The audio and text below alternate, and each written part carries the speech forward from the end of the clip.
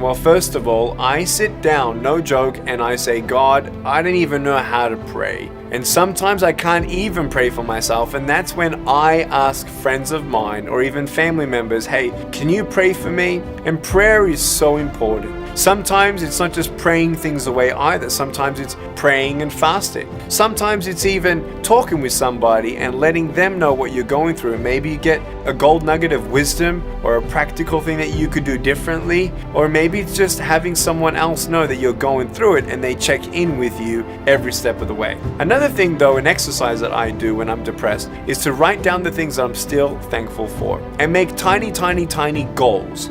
So much of life is about distraction and this idea and that idea. And I feel like when you're thankful for what you have and then seeing what you have and then making small goals to build up your confidence and help you get your bearings again and come back to being present in your mind and not living in the past.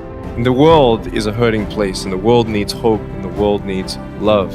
Without hope, we feel like, why are we here? Well, brokenness. Here's mine. Today, I still have no arms, no legs, but everything's changed. Everything. For me, I was looking for hope and happiness, and I couldn't see it for many years. In fact, if this side of the table represents my hope, truth encourages me to become all that I can be. But then we have lies every day coming in our mind, people who discourage us. You know the people that you have in your life who, no matter how good of a day you're having, they'll bring you down. Or no matter how bad of a day you're having, they'll bring you even lower. You know what I'm talking about? Think of the 3 biggest discouragers in your life. They're not your biggest discouragers. You are. It only takes 3 seconds for me to tell you something discouraging, but then you may never forget my words. I've met so many 50-year-old women and 40-year-old women who still remember what their fathers told them that they wish they never heard. Words are powerful. When you hear those words and then your mind starts growing with these lies.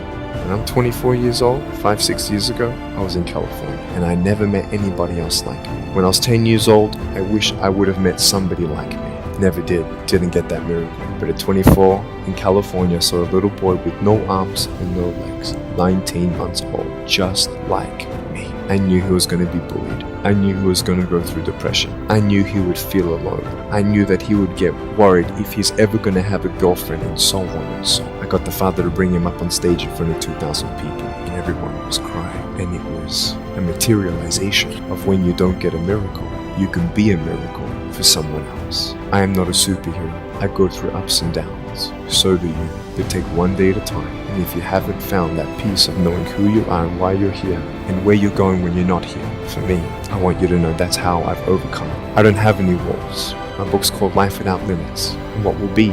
I've acted in a short film, 30 awards. I got Best Actor in a Short Film.